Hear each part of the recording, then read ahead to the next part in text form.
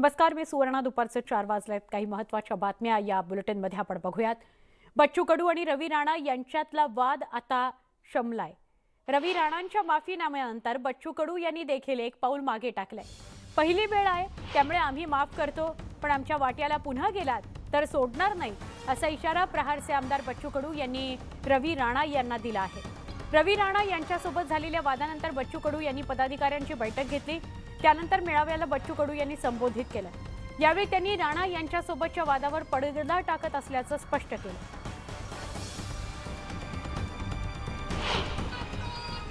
आम्ही कोणाच्या वाट्याले जात नाही, गेलं तर कोथळा काढल्याशिवाय राहत नाही. विनाकारण तोंड मारान तोंड रंगवल्याशिवाय राहणार नाही. जे विषय झाला, ज्याबद्दल राणा बोलला, खर तर ज्यानं दिलगिरी व्यक्त केली त्याचा आनंद व्यक्त करतोय. उगाच आम्हाला अधिक हातपाय हलवा लागले असते, पण आपण जे काही मोठेपणा घेतला आणि चूक आपल्या लक्षात आली, त्याची माफी मागितली, त्याबद्दल खरं तर पुन्हा आपले आभार मानतो. आपण 2 पावलं मागे घेतले, आम्ही 4 पावलं मागे घेऊ. आम्हाला विनाकारण ऊर्जा खतम करायची नाहीये. नंतर मुख्यमंत्री आणि उपमुख्यमंत्र्यांनी यशस्वी मध्यस्थी केली, त्याबद्दल त्यांचे आभार मानतो. कारण आखरी काही वाद न पेटलेले बरे असतात, त्याच्यातून आउटपुट काही निघत नाही. आमचं थोबाड रोज टीव्हीत दिसतंय, हे काही तुमच्या आमच्यात फरक पाडणारं नाहीये. खऱ्या मुद्द्यावर आपल्याला काम करण्याची गरज आहे. राज्यात सध्या प्रकल्पांवरून सत्ताधारी आणि विरोधकांमध्ये चांगलंच राजकारण रंगलंय. ठाकरे पक्षाकडून सातत्यानं सत्ताधाऱ्यांना टार्गेट करण्यात येत असताना या प्रकल्पांवर आता राज्य सरकार महिन्याभरात श्वेतपत्रिका काढणार आहे, उद्योगमंत्री उदय सामंतांनी सांगितलं. तसंच तत्कालीन मविया सरकारवरही ताशेरे ओढले. कोकणातल्या रखडलेल्या रिफायनरीवरून सवाल उपस्थित करताना उद्धव ठाकरेंना भूमिका स्पष्ट करण्याची देखील मागणी करण्यात आली. की वेदांता फॉस्कॉन असेल, एअरबस असेल, सॅफरन असेल, सिनार्मस असेल, ह्याची खरी वस्तुस्थिती महाराष्ट्रासमोर आणण्यासाठी आम्ही येत्या महिन्याभरामध्ये या सगळ्या प्रकल्पांच्या बाबतची एक श्वेतपत्रिका जाहीर करणार आहोत. नक्की महाराष्ट्र शासनानं, उद्योग विभागानं, MIDCनं फॉरेनच्या कंपनींबरोबर केलेला पत्रव्यवहार असेल, दाऊदसारख्या ठिकाणी झालेल्या बैठका असतील, आणि या बैठका झाल्यानंतर याचं नक्की रेकॉर्ड MIDCकडे आणि उद्योग विभागाकडे किती आहे याचा पुरावा आम्ही श्वेतपत्रिकेतनं अख्ख्या महाराष्ट्राला आणि विशेषतः युवा पिढीला देणार आहोत.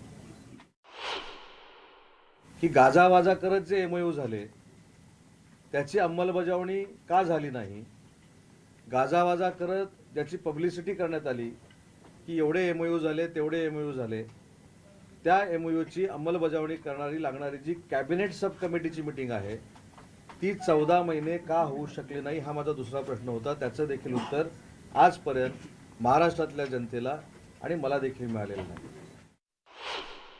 एक वेगळ्या पद्धतीचं नकारात्मक वातावरण उद्योजकांच्या बाबतीत निर्माण केलं जातं आहे महाराष्ट्रामध्ये. त्याचं मूर्तिमंत उदाहरण म्हणजे गेले 15 दिवस आहे. त्यातला कालचा एक प्रकार जर आपण बघितला असाल तर सॅफरन नावाच्या कंपनीच्या संदर्भामध्ये आपल्या सगळ्यांच्या मार्फत आपला देखील आणि जनतेचा देखील संभ्रम करण्याचा निर्माण करण्याचा काही लोक प्रयत्न करत आहेत. आज ज्यावेळी आपण उद्योगधंद्यांच्या बाबतीत युवा पिढीच्या बाजूने गळा काढतोय, त्यावेळी आज देखील रिफायनरीच्या बाबतीतलं तुमचं मत काय आहे हे महाराष्ट्राच्या जनतेला कळणं गरजेचं आहे. त्याचं उत्तर देखील मी आजच देऊन ठेवतो.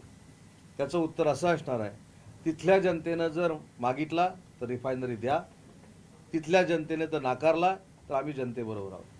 मला असं वाटतं ही दुटप्पी भूमिका आहे. तर राजकारण करण्यापेक्षा रिफायनरीची भूमिका तुमची काय आहे हे स्पष्ट झालं पाहिजे. कोकणात प्रस्तावित असलेली ऑइल रिफायनरी बारसूमध्ये करण्याकरता राज्य सरकारच्या हालचाली सुरू आहेत. या रिफायनरी संदर्भात राज्य सरकार या आठवड्यात अधिकृत घोषणा करण्याची शक्यता आहे. बारसूमधील रिफायनरी संदर्भात राज्य सरकारचा प्रतिनिधी म्हणून उद्योगमंत्री उदय सामंत शेतकऱ्यांच्या सोबत चर्चा करणार आहेत. महाराष्ट्रातील प्रकल्प गुजरातला गेल्यानं सरकारवर मोठ्या प्रमाणावर टीका सुरू झाली आहे. ही रिफायनरी बाहेर जाऊ नये म्हणून सरकार निर्णय घेणार आहे. दरम्यान या रिफायनरीला विरोध करणाऱ्या संघटनांच्या प्रतिनिधींना तडीपार आणि जिल्हाबंदीच्या नोटिसा पाठवायला सुरुवात झाल्याचं संघटनांनी सांगितलंय.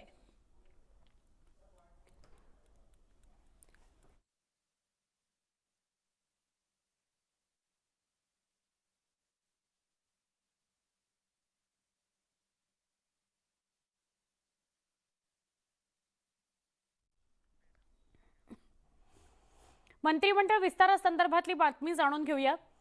मंत्रिमंडळ विस्तार हा पुन्हा लांबणीवर पडण्याची चिन्ह आहेत. राज्य मंत्रिमंडळ विस्ताराविषयी आपण बोलतोय कारण आज पावनगड बंगल्यावर झालेल्या समन्वय बैठकीत केवळ महामंडळ वाटपाबाबत चर्चा झाल्याची माहिती मिळतेय. उद्योगमंत्री उदय सामंतांनी ही माहिती न्यूज 18 लोकमतला दिली. मंत्रिमंडळ विस्तारावर मुख्यमंत्री एकनाथ शिंदे आणि उपमुख्यमंत्री देवेंद्र फडणवीस चर्चा करतील. तो अधिकार त्या दोघांचा आहे असं उदय सामंत म्हणाले.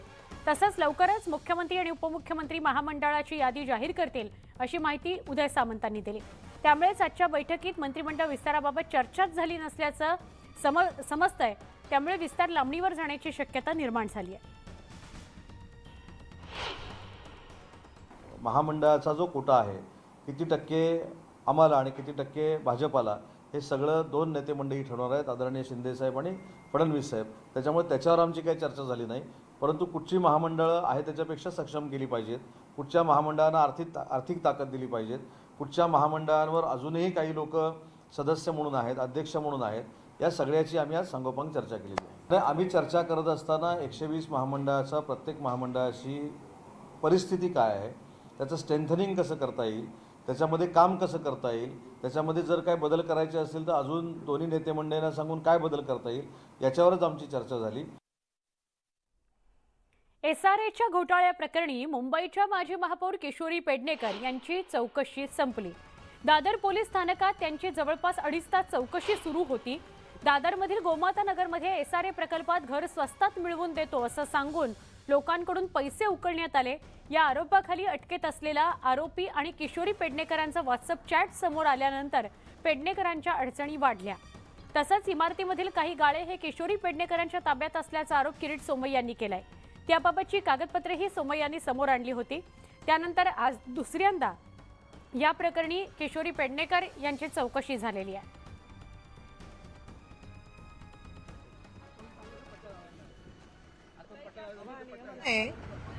ती मी कायम ठेवली आहे. मी आले 2.5 तास पोलिसांची चौकशी तुमच्या घड्याळात 2.5 तास नक्की झाले, पण बराच वेळ आमच्या आधी गप्पांमध्येच वेळ गेला. आणि त्याच्यानंतर जे प्रश्न विचारले त्या प्रश्नाचे मला माहीत असलेले उत्तर मी दिली आहे. त्यामुळे ज्या पद्धतीने हे रंगवलं जातंय त्याच्यातलं 10% पण खरं नाही. चलन करतो किशोरी पेडणेकर आणि उद्धव ठाकरे यांना. संजय अंधारीला हजर करा आणि 2 इव्हेंट लायसन्स तुम्ही केलेलं आहे एग्रीमेंट जे भारत सरकारचा कंपनी मंत्रालयात तुम्ही दिलं, जे कंपनी मंत्रालयाने हायकोर्टात सबमिट केलं, त्या एग्रीमेंट मध्ये जो संजय अंधारी किशोरी पेडणेकरनी दाखवला आहे तो दाखवा. या दोन्ही संजय अंधारीला हजर करा. किशोरीता या दोनपैकी खरा कोण? मला असं वाटतं की ह्या सगळ्या गोष्टींवर चर्चा करत असताना किंवा आमच्यावर आरोप प्रत्यारोप करत असताना 2.5 वर्षामध्ये कुठच्या कार्यकर्त्यांवर, कुठच्या नेत्यांवर कशा पद्धतीनं चौकशी झाली ह्याचा देखील विचार केला पाहिजे. आता ज्या पद्धतीनं मुंबई महानगरपालिकेमध्ये काही गोष्टी आढळत आहेत याच्या पार्श्वभूमीवर चौकशी जर होत असेल तर त्याला सहकार्य केलं पाहिजे. स्ट्रक्चर कुठेही नाही आहे आणि त्या झोपड्या वाढवल्या गेलेल्या आहेत. यामध्ये महानगरपालिकेचे जे कोण वसाहत अधिकारी असतील ते, तिथले वॉर्ड ऑफिसर, तिथल्या नगरसेवक या सगळ्यांच्या संगनमतानी हा मुंबईला लुटण्याचं काम ही वीरप्पन गँग जे आम्ही म्हणतोय करते त्यातले लोक हे करतायत. आणि आमची मागणी आहे की या पूर्ण प्रकरणाची सखोल चौकशी व्हावी, त्या पद्धतीने आम्ही कालच संबंधित पोलीस स्टेशनला तक्रार अर्ज दिलेला आहे. राज्यातील सत्ता संघर्षावरील सुनावणी पुन्हा लांबणीवर पडली आहे. 4 आठवड्यांनंतर पुढील सुनावणी होणार आहे. आता पुढील सुनावणी 29 नोव्हेंबरला होईल. दोन्ही पक्षांनी एकत्र बसून मुद्दे ठरवा असं कोर्टानं सांगितलंय. कोण कशावर युक्तिवाद करणार हे ठरवा असं कोर्टानं म्हटलंय. यावर दोन्ही पक्षाच्या वकिलांनी कोर्टाकडे 3 आठवड्यांचा वेळ मागितला होता.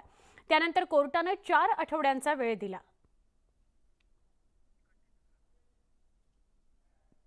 कोर्टात काय घडलं त्यावर नजर टाकतोय. दोन्ही पक्षकारांना लिखित माहिती देण्याचे कोर्टाने आदेश दिले. दोन्ही बाजूंनी एकत्रितपणे संयुक्तपणे आपले मुद्दे सादर करावेत असं कोर्ट म्हणालं. दोन्ही पक्षकारांचे कनिष्ठ वकील बाजू मांडू शकतात असं कोर्टानं सांगितलंय. दोन्ही बाजूंनी संयुक्तपणे बैठक घेऊन मुद्दे ठरवावेत. कोण कुठला मुद्दा मांडणारे तेही ठरवून घ्यावं. मुद्दे मोजकेच असावेत. कोणत्या मुद्द्यावर कोणते वकील युक्तिवाद करणार आहेत हे निश्चित करावं, जेणेकरून युक्तिवाद करताना सारखे सारखे तेच मुद्दे येणार नाहीत. सुप्रीम कोर्टाने निर्देश काय दिले तर दोन्ही पक्षकार संयुक्तपणे लिखितपणे आपली बाजू मांडतील. त्याला जोड असणारी कागदपत्र देखील जोडली जातील, जेणेकरून एकसमान मुद्दे तयार होतील. 4 आठवड्यांमध्ये लिखित बाजू सुप्रीम कोर्टासमोर सादर करावी लागणार आहे असं सुप्रीम कोर्टानं स्पष्ट केलंय. पुढे काय होऊ शकतं तर 4 आठवड्यांमध्ये लिखित बाजू मांडावी लागणार आहे. त्यानंतर सुप्रीम कोर्ट सुनावणीची तारीख निश्चित करेल. ही सुनावणी 16 डिसेंबर आधी होणं आवश्यक आहे, अन्यथा नव्या वर्षात ही सुनावणी होईल. 16 डिसेंबर नंतर कोर्टाला नाताळची सुटी असते. सरन्यायाधीश म्हणून न्यायमूर्ती धनंजय चंद्रचूड सूत्र हाती घेतील. मान्य सर्वोच्च न्यायालयाने त्यांना वेळ सुद्धा दिली. त्यांना रिटर्न सबमिशन करण्यासाठी वेळ दिला आणि आपलं म्हणणं मांडण्यासाठी सुद्धा वेळ देण्यात आलेला आहे. त्यानंतर मे बी शेड्यूल ठरण्याची दाट शक्यता आहे.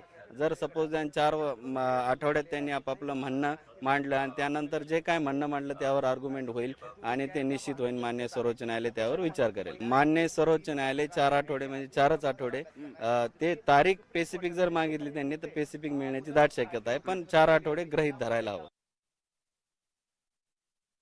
ज्या काही लोकल बॉडीज इलेक्शन्स आहेत महाराष्ट्रामध्ये त्यापूर्वीच याचा निकाल लागला पाहिजे असा आग्रही मागणी आमची आहे.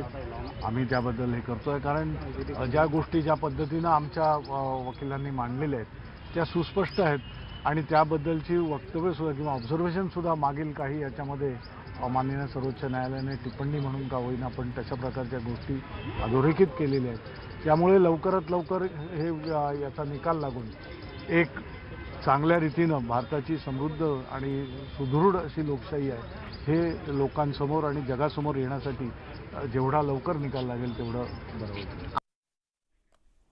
पोलिसांसह शासकीय मेगा भरतीसाठी वयोमर्यादा वाढवणार असल्याचं समजतंय. याबाबत आज मंत्रिमंडळ अंतिम निर्णय होण्याची शक्यता आहे. नोकर भरतीत वयोमर्यादा वाढवून शिंदे फडणवीस सरकार राज्यातील लाखो तरुणांना दिलासा देईल असा विश्वास व्यक्त केला जातोय. नोव्हेंबर अखेरीस ही प्रक्रिया सुरू होणार आहे. कोरोनामुळे 2 वर्षात पोलिसांसह अन्य शासकीय नोकर भरती राबवता आली नव्हती. त्यामुळे राज्यातील लाखो तरुणांची वयोमर्यादा संपुष्टात आली. काही जण वयोमर्यादेच्या उंबरठ्यावर असल्याने त्यांना आता भरतीत सहभागी होता येणार नाही. या पार्श्वभूमीवर आता पोलीस भरतीसाठी तरुणांची वयोमर्यादा 2 ते 3 वर्षांनी वाढणार आहे. त्या संदर्भातला निर्णय आजच्या मंत्रिमंडळाच्या बैठकीत होणार आहे.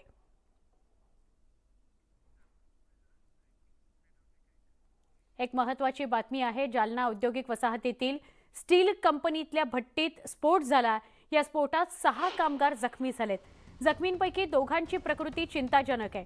जालना औद्योगिक वसाहतीतल्या गीताई स्टील कंपनीमध्ये सकाळी स्टील वितळवणाऱ्या भट्टीचा भीषण असा स्फोट झाला. हा स्फोट इतका भीषण होता की भट्टीचे अक्षरशः तुकडे झालेले आहेत. जखमींना शहरातील खासगी रुग्णालयात उपचारासाठी दाखल करण्यात आलेला आहे. आमचे प्रतिनिधी सिद्धार्थ गोदाम यांना अधिक विचारूया. सिद्धार्थ, हा सगळा काय प्रकारे, किती वाजताच्या दरम्यान हा प्रकार समोर आला, आत्ताचं काय अपडेट?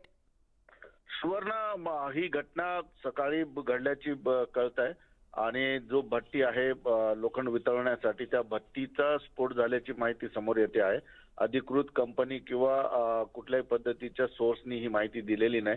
मात्र 6 जण त्यामध्ये गंभीर भाजले होते आणि त्यातील दोघांचा मृत्यू झाल्याची माहिती आपल्यापर्यंत येते. अधिकृत कंपनीने अजून काही कळवलेलं नाही, कारण पोलीस त्या पद्धतीनं तपास करून या सगळ्या गोष्टी सांगितल्या जातात. मात्र जो अत्यंत उष्ण भट्टी असते आणि त्या भट्टीच्या आसपास काम करणारे 6 जण त्या याच्यामध्ये होरपळलेले भाजलेले, त्यातील 2 जण दगावल्याची म्हणजे त्यांचा मृत्यू झाल्याची माहिती आहे. दोघांना औरंगाबादेतील एका रुग्णालयात सुद्धा आणलेलं आहे.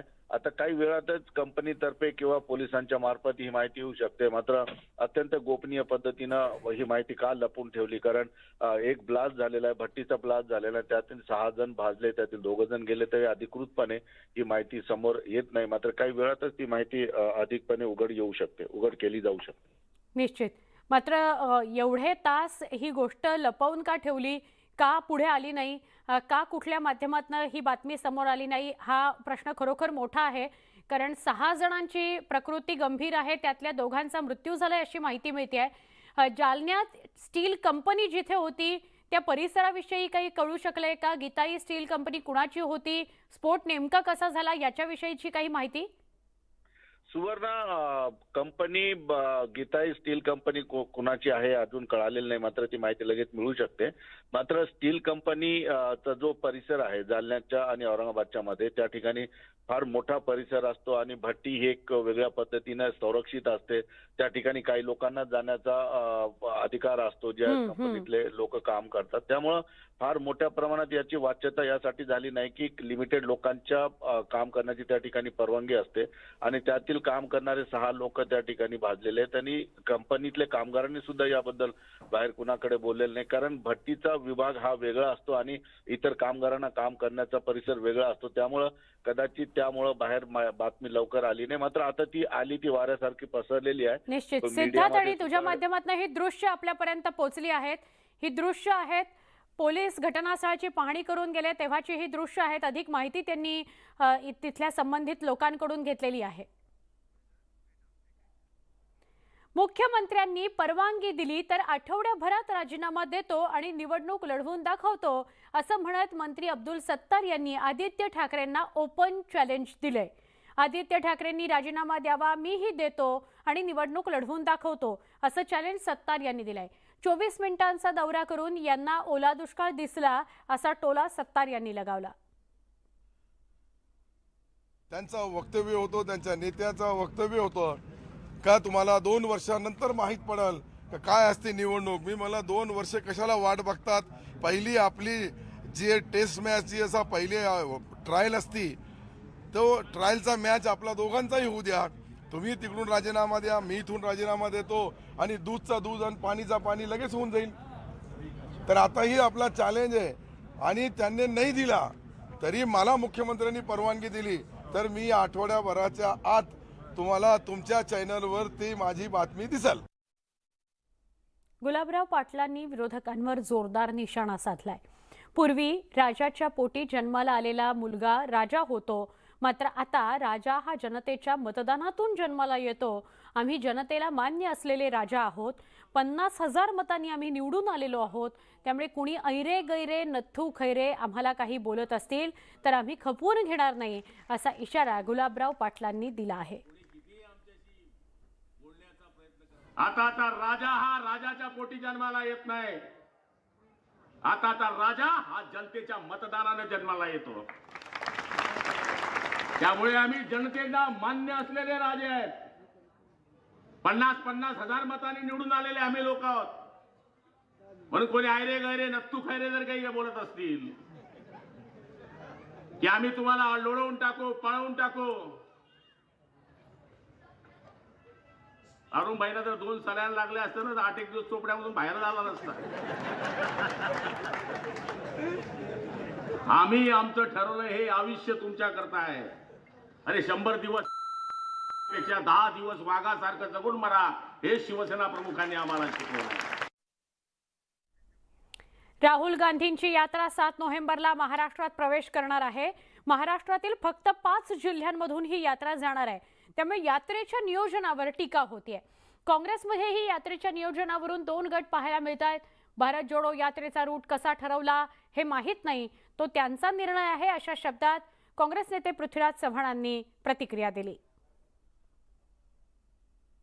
काय तर कसा हा रूट जाहीर कसा ठरलाय मलाही माहिती नाही. पण मला असं वाटतं की कन्याकुमारी आणि श्रीनगर असं गुगलमध्ये टाकलं असेल आणि शॉर्टेस्ट रूट कसा आहे तो काढला असेल, पण मला ते माहिती नाही. कारण मी टाकून बघितलं पण तो वेगळ्याच दिशेने जातोय. पण त्याने तो का रूट धरला आहे, लॉजिस्टिकचे बरेच प्रश्न असतील, काय असतील. आणि उलट बऱ्याच जणांनी आरोप असा केला की महाराष्ट्रात तुम्ही फार वेळ देत आहे. तो जो म्हणा तो 14-15 दिवस महाराष्ट्रात आहे, पण तेवढंच आहे की फक्त 5च जिल्हे थेट कव्हर होतात. बातमी अमरावतीहून आहे. अमरावती नागपूर राष्ट्रीय महामार्ग क्रमांक 6 वर पिंपळविहीर इथं राज्य परिवहन महामंडळाची एसटी बस पेटली आहे. 35 प्रवासी थोडक्यात बचावलेले आहेत. महामार्गावरील वाहतूक ठप्प झालेली आहे. अमरावती नागपूर महामार्ग हा तासभरापासून ठप्प आहे. अमरावती नागपूर राष्ट्रीय महामार्गावर बस जळून खाक झालेली आहे. 35 प्रवासी थोडक्यात बचावलेले आहेत. एसटी महामंडळाची ही बस आहे. या बसला भीषण आग लागली. अचानक ही आग लागलेली आहे. 35 प्रवासी थोडक्यात बचावलेत. पिंपळविहीर इथं राज्य परिवहन महामंडळाची ही बस आहे. संजय शेंडे आमचे प्रतिनिधी, यांना अधिक विचारूया. संजय, किती वाजताच्या दरम्यानची ही घटना आहे, काय अपडेट आहे? सुवर्णा, अमरावती मुंबई जो हा राष्ट्रीय महामार्ग क्रमांक 6 आहे, या राष्ट्रीय महामार्ग क्रमांक 6 वर पिंपळविहीर या गावानजीक या महामंडळाच्या बसला आग लागलेली आहे आणि आग विझवण्याचं काम अजूनही सुरू आहे. जवळपास 15 ते 20 मिनिटं आधी ही आग लागली आणि ही आग लागल्यामुळे ही बस जी आहे ही बस पूर्णतः अजूनही पेटत आहे. या बसमध्ये जवळपास 35 प्रवासी होते. त्या 35 प्रवाशांना वाचवण्यात मात्र यश आलेलं आहे. 35 प्रवासी पूर्ण बस खाली उतरलेले होते आणि बस अजूनही पेटत आहे. या बस पेटल्यामुळे मात्र महामार्गावरची जी वाहतूक आहे जवळपास 5 ते 6 किलोमीटर पर्यंत वाहतूक पूर्णतः ठप्प झालेली आहे. हा मुंबई ते नागपूर जाणारा राष्ट्रीय महामार्ग क्रमांक 6 आहे. अतिशय महत्वाचा हा महामार्ग आहे. मात्र या बसला आग लागल्यामुळे ही वाहतूक ठप्प झालेली आहे. मात्र बसला आग लागण्याचं कारण जे आहे ते अद्यापपर्यंत कळू शकलेलं नाही आहे. बचाव कार्य जे आहे ते सुरू आहे आणि बसला आता विझवण्याचं काम सुद्धा सुरू झालेलं आहे. मात्र आता अजूनपर्यंत बस अजूनही पेटतीच आहे. सुवर्णा, बरं, धन्यवाद संजय माहिती दिल्याबद्दल. जसं संजय सांगतायत, ही बस 15 ते 20 मिनिटांपासून जळतेच आहे. अग्निशमन दलाच्या गाड्या पोहोचल्यात. आग विझवण्याचे प्रयत्न सुरू आहेत, तरी अजून सुद्धा आग पूर्णपणे विझलेली नाही. आजच आपण न्यूज 18 लोकमतवर बातमी पाहिली होती. शिवशाही बसला अशीच अचानक आग लागली. जीवितहानी झाली नाही, मात्र बस पूर्ण पेटलेली आपण या दृश्यांमध्ये पाहिली. आणि आता ही अजून एक बस जी राष्ट्रीय महामार्गावर जिने पेट घेतलेला आहे. 35 प्रवासी बचावलेले आहेत, मात्र 1 तासापासून वाहतूक ठप्प आहे.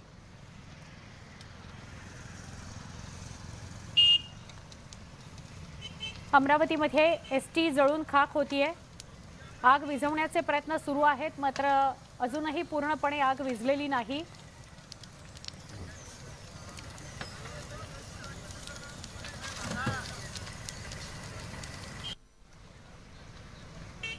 आता शिवशाही बसला आग लागण्याचा उल्लेख मी करत होते. पुण्यातल्या येरवडा शास्त्रीनगर इथं ही शिवशाही बस जिला भीषण आग लागली त्याची ही दृश्य आपण बघतोय. अंगावर काटा आणणारी ही दृश्य आहेत.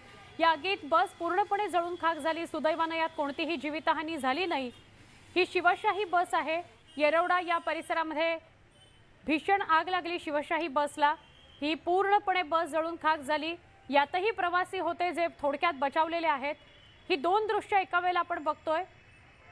अमरावती नागपूर राष्ट्रीय महामार्गावर एसटीच्या एका बसनं पेट घेतला.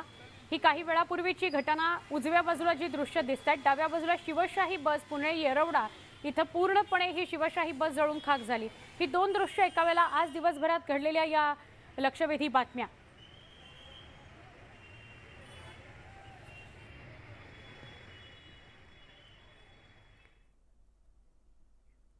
शिक्षक समन्वय संघाच्या शिष्टमंडळानं मनसे अध्यक्ष राज ठाकरेंची भेट घेतली. गेली काय या बातमीकडे आपण वळूया, मात्र त्याआधी ही दृश्य आहेत मोरबीतली. मोरबीमध्ये पंतप्रधान नरेंद्र मोदी पोहोचलेले आहेत. दुर्घटना ज्या ठिकाणी घडली त्या ठिकाणी जाऊन ते माहिती घेत आहेत. गुजरातच्या मोरबी इथं केबल पूल कोसळला होता. साधारणपणे 120हून अधिक जणांचा मृत्यू झाला. आणि 100हून अधिक जण जखमी झालेले होते. मोरबी या ठिकाणी पंतप्रधान नरेंद्र मोदी गेलेत. दुर्घटनाग्रस्त परिसराची माहिती ते घेत आहेत. काय नेमकं घडलं, कशामुळे घडलं याची माहिती घेत आहेत. आमचे प्रतिनिधी प्रशांत लीला रामदास यांच्याशी सविस्तर बोलूया. प्रशांत, माहिती मिळालीच होती की नरेंद्र मोदी येत्या 2 दिवसामध्ये मोरबीत जातील, दुर्घटनाग्रस्त भागाची पाहणी करतील. काय अधिक माहिती? बरोबर आहे. पंतप्रधान नरेंद्र मोदी हे मोरबीच्या पूल जो कोसळला त्या दुर्घटनास्थळी पोहोचलेले आहेत आणि तिथे जाऊन ते सर्व माहिती घेत आहे. कशा पद्धतीनं अपघात घडला, काय काय घडामोडी झाल्या याची सगळी माहिती घेत आहे आणि सोबतच यानंतर ते कुटुंबियाच्या देखील भेटी घेणार असल्याची माहिती पुढे आलेली आहे.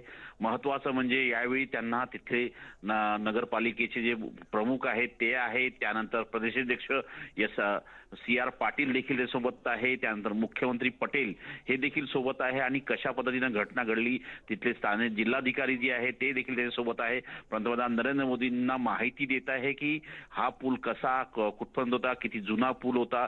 एकतर पंतप्रधान नरेंद्र मोदी यांना पूर्वीच माहित होतं की या साधारणतः जर बघितलं तर ते साधारणतः 3 वेळा ते गुजरातचे मुख्यमंत्री राहिलेले आहेत. अशा वेळी त्यांना हा ऐतिहासिक पुलासंदर्भातली माहिती होती. पण ही कालची घटना कशी घडली आणि कशा पद्धतीनं घटनाक्रम होता याची देखील ते माहिती त्यांनी घेतलेली आहे, जाणून घेतलेली आहे. पुलाच्या प्रमुख कठड्यावर देखील ते पोहोचले होते. महत्वाचं म्हणजे जो कठडा कोसळला त्या कठड्याच्या संदर्भात देखील कसा कोसळला आणि त्या कठड्याच्या बाजूला कशा पद्धतीनं सुरक्षा भिंत लावण्यात आली की नाही याची देखील माहिती ते घेत आहे. आणि महत्वाचं म्हणजे जर बघितलं तर या घटनाक्रमांमध्ये कोणाची चूक होती या संदर्भात SIT स्थापन करण्यात आली आहे. SITचे अधिकारी देखील या ठिकाणी पोहोचल्याची माहिती पुढे आलेली आहे आणि सोबतच या संपूर्ण परिसराची पाहणी पंतप्रधान नरेंद्र मोदी करत आहेत आणि पाहणी करताना कशा पद्धतीनं या सगळ्या घडामोडी घडल्या याची ही माहिती राज्य सरकारच्या वतीनं पंतप्रधान नरेंद्र मोदींना दिली जात आहे. स्वर्णा. निश्चित प्रशांत, धन्यवाद माहिती दिल्याबद्दल. पंतप्रधान नरेंद्र मोदी दृश्यांमध्ये दिसत आहेत. ते मोरबीत घटनास्थळी पोहोचलेले आहेत. ज्या कठड्यावरून हा पूल सुरू होतो त्या ठिकाणी जाऊन प्रत्यक्ष ते माहिती घेत आहेत. ते स्वतः गुजरातचे 3 वेळा मुख्यमंत्री राहिलेले आहेत, त्यामुळे त्यांना सगळा गुजरात तोंडपाठ आहे.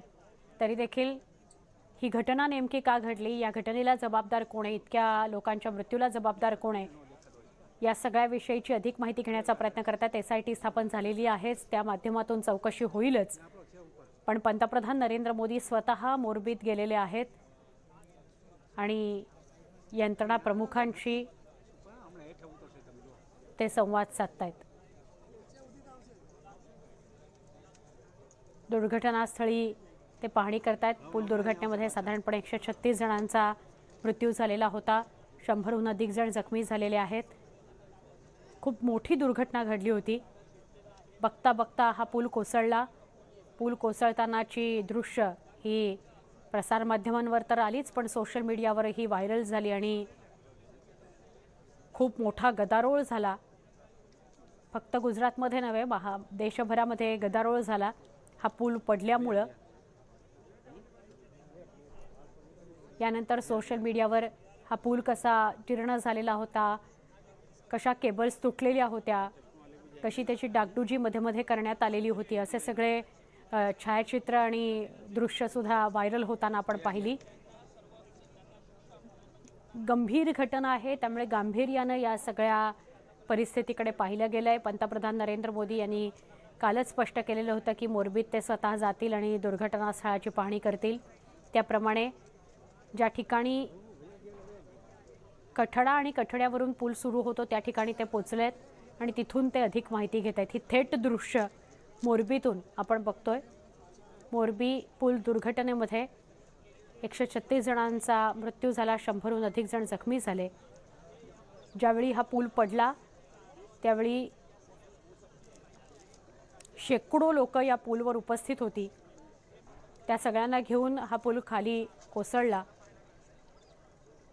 त्यामुळे खूप मोठी जीवितहानी झाली आहे. 136 इतका मृतांचा आकडा आहे. हा वाढण्याची भीती व्यक्त होतीये. तिसऱ्या दिवशी शोधकार्य अजूनही सुरूच आहे. परवा ही घटना घडलेली आहे. मोदी दुर्घटनास्थळी पोहोचलेले आहेत. जिथून हा पूल सुरू होतो त्या कठड्यावर पोचून ते तिथून पाहणी करतायत, माहिती घेतायत.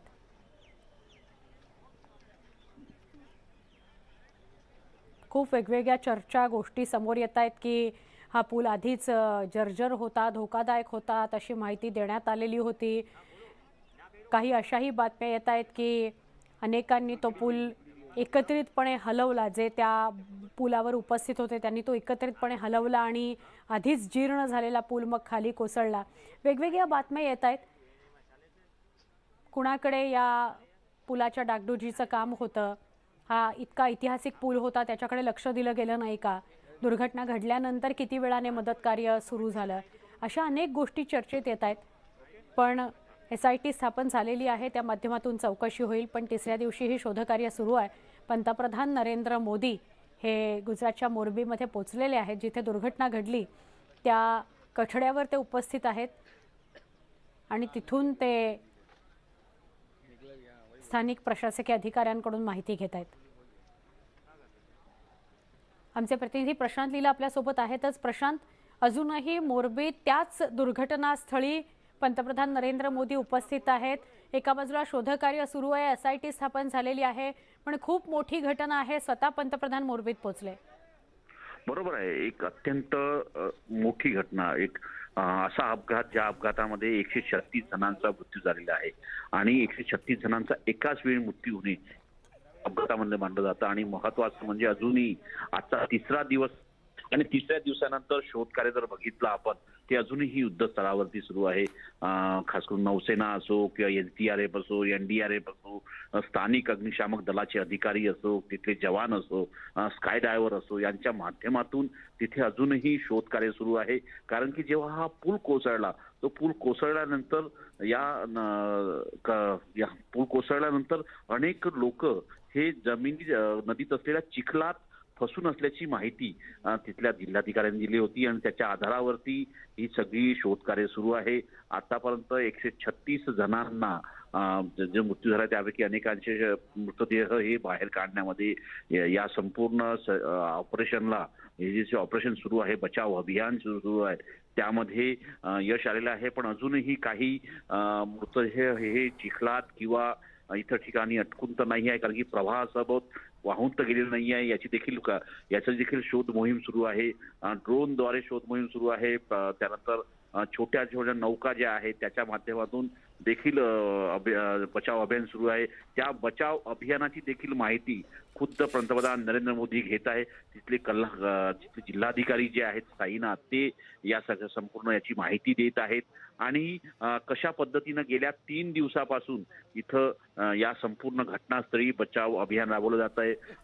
किती ॲम्ब्युलन्स तिथे घटनास्थळी उपस्थित होत्या, त्यानंतर कशा पद्धतीनं लोकांना वाचवण्यामध्ये यश आलेलं आहे, किती लोक बचावलेले आहेत आणि अनेक लोक जे जखमी आहेत त्यांना कुठल्या कुठल्या रुग्णालयात दाखल करण्यात आलेलं आहे, या प्रकारची माहिती खुद्द पंतप्रधान जाणून घेत आहे. कारण की आपल्याला माहित असेल की ज्या पद्धतीनं गुजरातमध्ये निवडणूक आहे ना, अतिशय हा संवेदनशील मुद्दा आहे, लोकांच्या मनामनापर्यंत पोहोचलाय. कारण की ज्या पद्धतीनं, जसा उल्लेख आपण सुवर्णा केला होता, सोशल मीडियावर अपघातांचे अनेक दृश्य हे बाहेर पडले होते. त्याच काळामध्ये पंतप्रधान देखील ते तिथेच होते आणि पंतप्रधानांनी आपला त्यावेळेस दौरा अर्धवट सोडला होता आणि भाषणादरम्यान अतिशय ते भावूक देखील झाले होते. आणि त्यानंतर त्यांनी निर्णय घेतला होता की आज सायंकाळी ते मोरबीत पोहोचतील.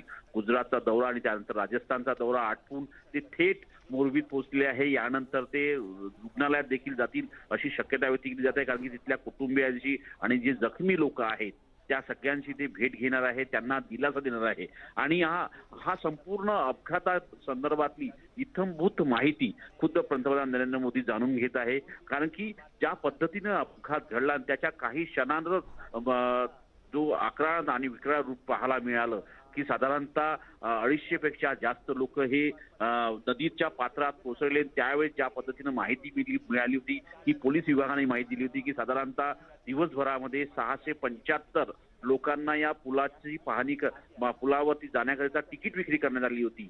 त्यामुळे त्यावेळी साधारणतः किती लोक होते हे देखील जाणून घेत आहे पंतप्रधान. आणि एवढ्या लोकांना परवानगी देण्यामागे काय कारण होतं, आणि कारण की जर पूर हा जर या प्रशांत, पद्धतीने इथे ऐतिहासिक होता- दुर्घटना स्थळाची पाहणी केल्यानंतर ते रुग्णालयातही जाणार आहेत का? कोणत्या रुग्णालयात जाणार आहेत?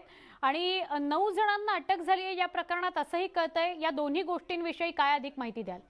महत्वाचं म्हणजे काल सायंकाळी 9 लोकांना अटक करण्यात आलेली आहे, ज्यामध्ये व्यवस्थापक आहे, त्यानंतर तिथले तिकीट अधिकारी, त्यानंतर तिथले स्थानिक कॉन्ट्रॅक्टदार आणि ज्या पद्धतीनं कंपनीचे स्थानिक लोक तिथे आहेत, असे साधारणतः 9 लोकांना SITच्या माध्यमातून आणि गुजरात राज्य पोलिसांच्या वतीने अटक करण्यात आलेली आहे. त्यांच्याकडून अंतर्भूत माहिती घेण्यात आली, कुठे चूक झाली आहे, का परवानगी देण्यात आली, परवानगी जर दिली होती तर कोणी दिली होती या पुलाला उघडण्याची, या संदर्भात माहिती. आणि पंतप्रधान नरेंद्र मोदी या दौऱ्यानंतर, हा जो दौरा आटोपल्यानंतर, घटनास्थळाची पाहणी केल्यानंतर ते थेट रुग्णालयात जाणार आहे. तिथे मोरब्बीमध्ये जे रुग्णालय आहे, जिल्हा रुग्णालय आहे, ज्या रुग्णालयामध्ये अनेक रुग्ण दाखल आहेत, त्यांच्या कुटुंबियांशी, त्या रुग्णालयाची भेट घेणार आहे, त्यांच्याशी चर्चा करणार आहे. याशिवाय इतरही जे साधारणतः 3 रुग्णालयांमध्ये हे सगळे जखमी जे लोक आहेत, जे पर्यटक आहेत, जखमी पर्यटक, त्यांना तिथे त्यांच्यावरती उपचार सुरू आहे. राज्य सरकारच्या वतीने त्या सगळ्यांवरती उपचार केले जात आहेत. तिथल्याही लोकांना किंवा तिथल्याही कुटुंबियांना ते भेटणार असल्याची माहिती पुढे आली आहे. जेही मृत्युमुखी पडलेले आहेत त्याही पैकी काही कुटुंबांना तिथे आणल्या जाणार असल्या, म्हणजे काही कुटुंबासोबत मुख्यमंत्री पटेल आणि त्यानंतर पंतप्रधान नरेंद्र मोदी भेट घेणार असल्याची माहिती आहे. त्यामुळे आता हा कार्यक्रम जो आहे, तसं खास करून जर बघितला तर आता घटनास्थळाच्या पाहणीनंतर ते थेट आता रुग्णालयाच्या दिशेने जातील अशी शक्यता व्यक्त केली जात आहे. सुवर्णा, पण पंतप्रधान नरेंद्र मोदी स्वतः दुर्घटनास्थळी गेल्यामुळं हे प्रकरण अधिक गांभीर्यानं, अधिक लक्ष देऊन त्याकडे हाताळलं जाईल, पाहिलं जाईल असं वाटतं का?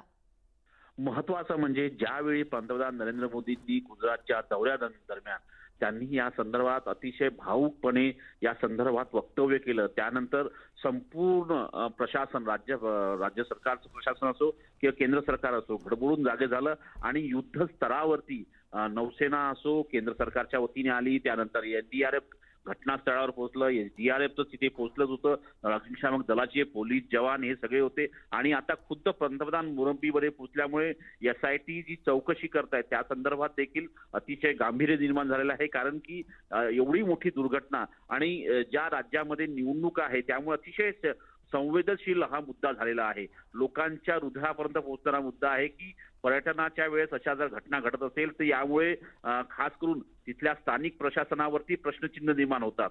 स्थानिक प्रशासनाने का परवानगी दिली हा देखील एक प्रश्नचिन्ह निर्माण होतो. त्यामुळे खरंच परवानगी दिली की नाही हे सगळं SITच्या चौकशीच्या माध्यमातून पुढे येईल. कोणाची चूक होती हे देखील पुढे येईल. पण हा संपूर्ण प्रकार आता अतिशय गांभीर्यपणे घेण्यात आलेला आहे. कारण की खुद्द पंतप्रधान तिथे पोहोचले आहेत आणि पंतप्रधान या सगळ्या प्रकरणावरती लक्ष ठेवून आहे. आणि या संदर्भात त्यांनी काल अतिशय महत्वाची बैठक देखील हे काल घेतली होती रात्री उशिरा. त्यांनी सर्व अधिकाऱ्यांची सोबत राज्याच्या मंत्र्यांची आणि इतर लोकांची जे खास करून या सगळ्या प्रकरणाशी संबंधित असलेले सगळे अधिकारी असो किंवा मग राजकीय नेते असो, या सगळ्यांना तिथे त्यांनी बसून बैठक घेतली आणि यामध्ये सगळ्यांना तात्काळ कशी मदत पोहोचवता येईल. अगदी बरोबर प्रशांत, तिसरा दिवस आहे, एका बाजूला शोधकार्य सुरू असलंय तरी मृतांचा आकडा आणि जखमींचा आकडा किती समोर येतोय, अधिकृतपणे काय सांगितलं जात आहे? आणि जिल्हा रुग्णालयात जाणार आहेत तसं इतरही रुग्णालयात पंतप्रधान नरेंद्र मोदी जाऊन जखमींची पाहणी करणार आहेत का? ज्या पद्धतीनं माहिती मिळते की या संपूर्ण घटनेमध्ये, या दुर्घटनेमध्ये 136 जणांचा मृत्यू झाल्याची ही अधिकारिक माहिती पुढे आलेली आहे. आणि आता पंतप्रधान जे आहे ते कारमधून निघाल्याची माहिती पुढे येत आहे आणि ते थेट तिथून रुग्णालयात जातील. प्रशांत, काही क्षणासाठी मी आपल्याला थांबवते, पण आपण असे सोबत राहा. अतुल जोशी आपल्याबरोबर जोडले गेलेले आहेत मोरबी मधून, त्यांच्याशी बोलूया. अतुलजी, पंतप्रधान नरेंद्र मोदी यांनी घटनास्थळाची पाहणी केली, तिथल्या संबंधित यंत्रणा प्रतिनिधींशी संवाद साधला. आता ते रुग्णालयाकडे जात आहेत का जखमींची विचारपूस करायला? अतुलजी, अभी की क्या ताजा जानकारी?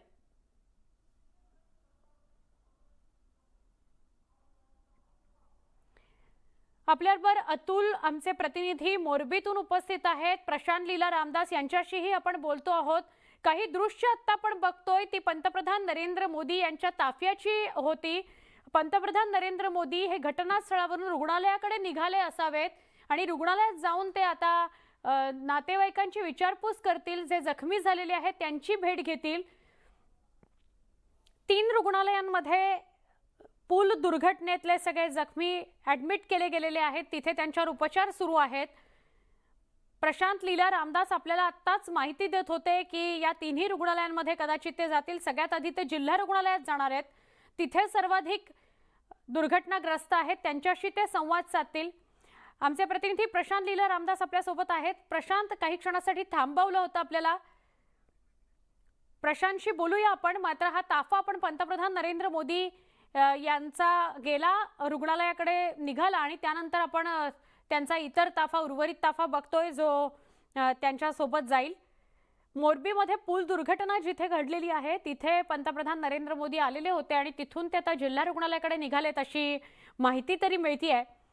जिल्हा रुग्णालयात जाऊन ते दुर्घटनाग्रस्त लोकांशी बोलणार आहेत, संवाद साधणार आहेत, त्यांच्या नातेवाईकांशी संवाद साधतील, अधिक जाणून घेण्याचा प्रयत्न करतील, त्यांचं सांत्वन करण्याचा प्रयत्न करतील.